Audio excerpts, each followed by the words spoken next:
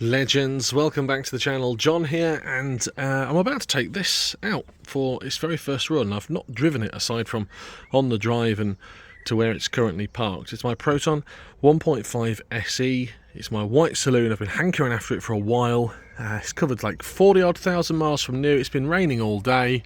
I've just managed to get out to the garage, get all the tyres pumped up. They were really low. They were on sort of like 20 PSI each tyre, so it must have been quite wallowy when the old owner was driving it about. I've got the new wheel trims fitted. The plan is to go and fill it up with some petrol, and then I'm going to take it to Dad's for a few pre-flight checks. I'm going to get Dad to look over the car, and in this video we'll cover things that Dad finds that may or may not need doing in the next few weeks, and we'll go from there. So I'm going to take it for a spin and then come back to you and see how it drives and how it feels. I'm looking forward to this because, as I say, I've driven lots and lots of saloons. I've never driven an SE saloon of this era, so I'm looking forward to seeing how it handles and drives. Right, well, I'm in. And one of the first things I'm going to do is make sure I've got my seat nice and comfortable, everything nice and adjusted, make sure I know where everything is, and that everything is sort of set up for my driving position. The steering wheel you can't alter.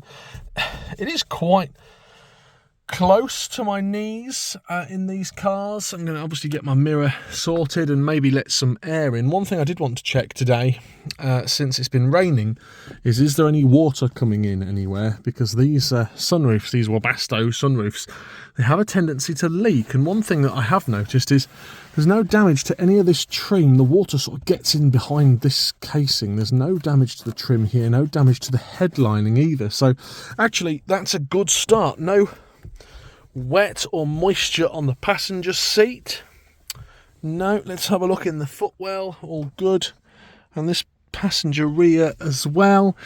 It looks as if actually the headlining doesn't, sorry, not the headlining, the sunroof doesn't leak at all. Actually, I've not even tried to open it, but there's a little bit of water going to drop off there, which is standard because it's been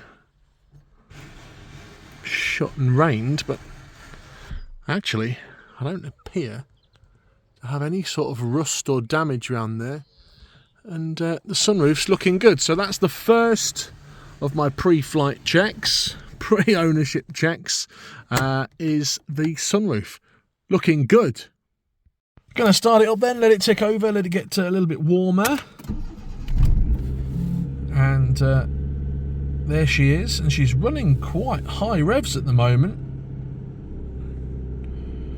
2000 RPM, dropping down.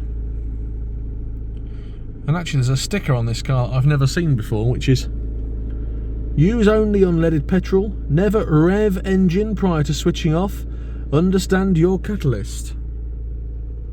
And it is revving quite high actually. I'm going to just put a bit of revs in there. That might be something that we need to adjust. The idling shouldn't be revving it that much. I'm sure when it gets warmed up it will rev a bit nicer, but quarter of a tank of fuel. We're going to go put some petrol in and go and see Dad, see what he says. So one of the first snags I found is the driver's window. Goes down lovely, up and down on the electric windows. Passenger's window does not. It doesn't work. It sounds like the holder that goes on the bottom of the window has come disconnected. Easy job. Door card off. Look at that. See if it needs reconnecting. But so one thing we've established: passenger window does not work. I've got the fan controls on. 1, 2, 3, 4. They're all working nicely, and all the fans are working. Yeah, cold.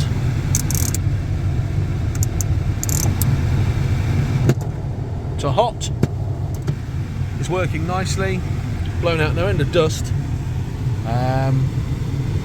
So yeah, more things we need to address. So I've just attended my local Asda petrol station, filled up 25 quid. I got a petrol light come on the way here, and there's a funny idle when the clutch is engaged, but I'm sort of coasting along at traffic lights. That's something I need to address as well. But so far, what, 3 or 4 miles, problem-free Proton motoring. Just pulled up at Dad's then, 44,901 miles. Just ticked over then. In the Proton, running nicely. Engine's ticking along. A little bit of that surge, and you can hear the fans kicked in now, but doing all right so far. Proton inspector, not looking too impressed with the Proton situation. I can't put that on the YouTubes. Yeah, so there it is. There she is. See what Dad says. So I'm here with Dad. It's the first time he's seen the car, and the first thing he said is, it's not running properly. He's also noticed the bubble blemish on the spoiler. First impressions? Not overly impressed that I'm asking him to do a pre-flight check. But the best thing about it is, obviously, you've got to be safe. You've got to be safe on the roads. I've obviously sorted out the tyres and bits and pieces, but there's things that I just want Dad, who motor mechanic for 50 odd years, will be able to look at and do sort of a mini MOT, I suppose, before we get going and I start taking it 80, 90 miles a day. He's having a wander around. I'm thinking he's probably wanting one for himself.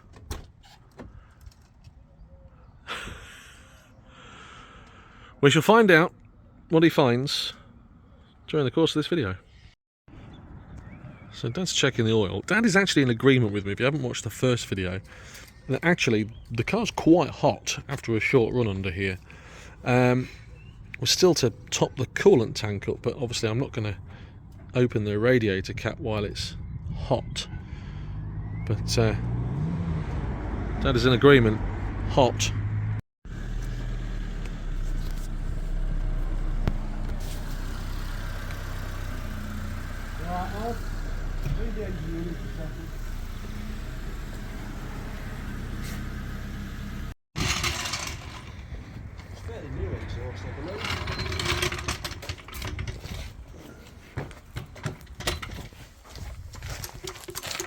Is this the official Proton jacking point? I believe so.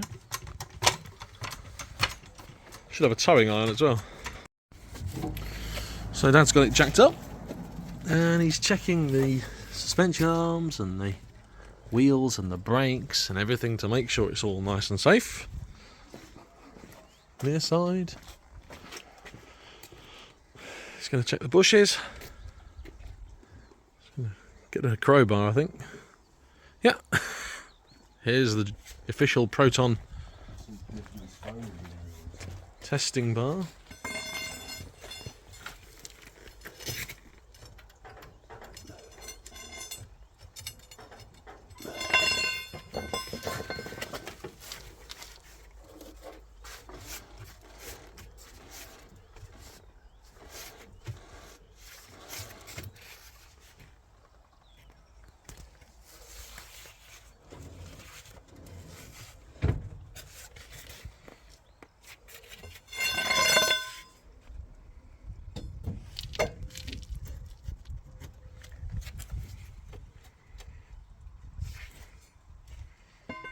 Any play?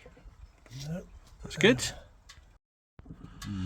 So underneath the car, it's quite a substantial oil leak coming from high up. Not really sure where, but brake pads on this side looking good. That oil leak is something we need to identify really at some point. Apart from that, actually underneath isn't massively too bad.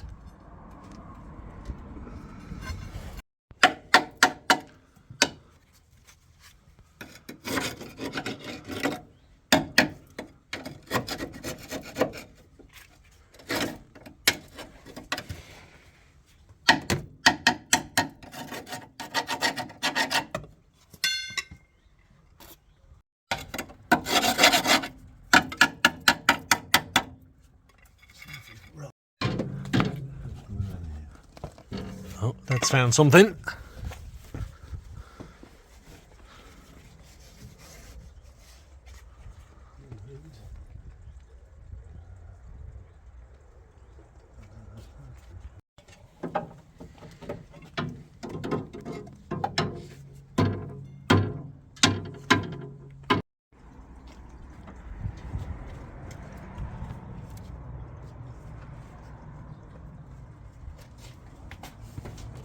So Dad's trying to identify the source of this oil leak, which we found underneath. Doesn't look like it's coming from the rocker cover. I think it's a head gasket. Unless it's the distributor, let's just get a mirror. Could be head gasket then, could be distributor. Head gasket, bad. Distributor, probably not so bad. We have diagnosed the oil leak. It is not the distributor, it is not the rocker cover, it's the head gasket.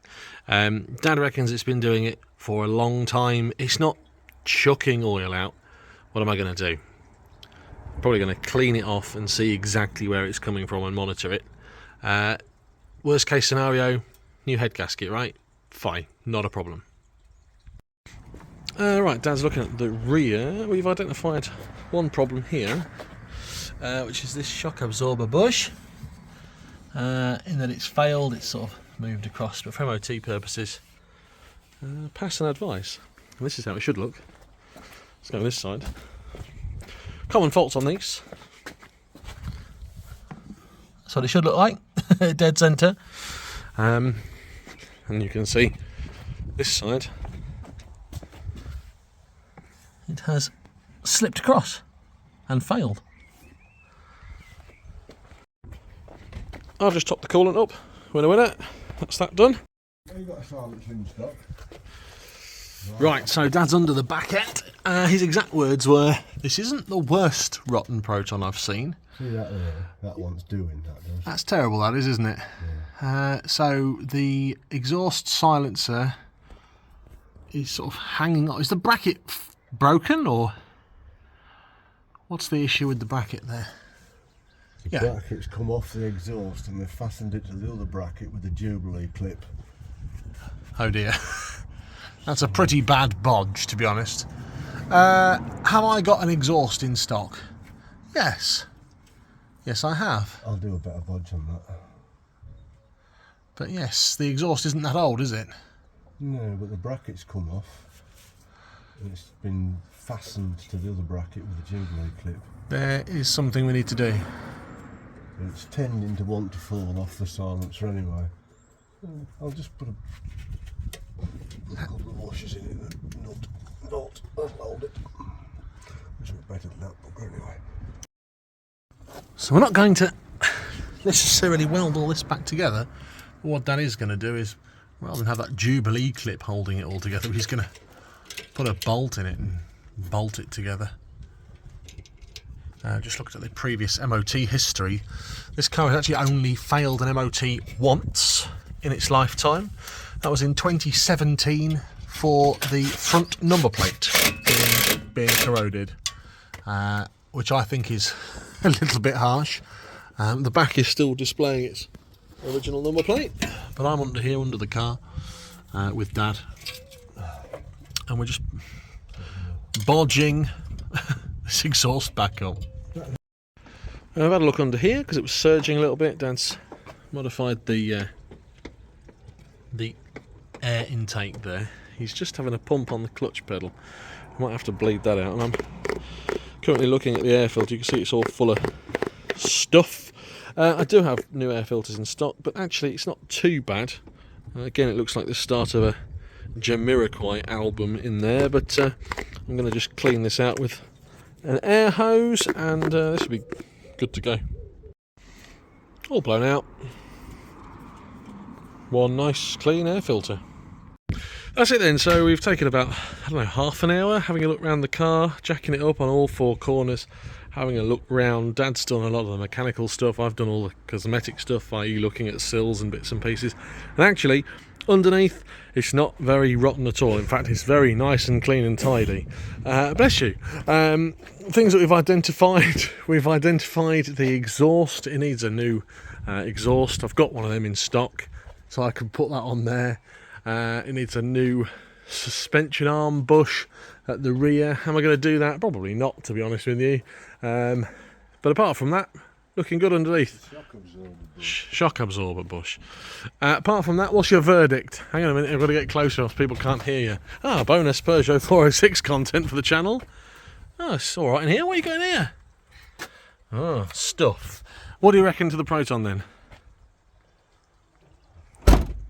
It's not saying polite things about it. I can't say anything polite about it, so I shan't speak about it. Not overly happy that we've had an influx of 6 Protons in the past fortnight. But I'm sure once he's in it and he's got the sunroof open, he'll be nice and happy. Till next time, have a great day, whatever you're getting up to. Please give it a thumbs up, please give it a like if you've enjoyed the video. It's good to know, obviously, that it's sort of MOT ready, but there's not going to be any major surprises, and actually it's not going to be unsafe when I'm trundling Mrs. John Coupland around to Lidl in it. Have a great day, take care. Until next time, goodbye.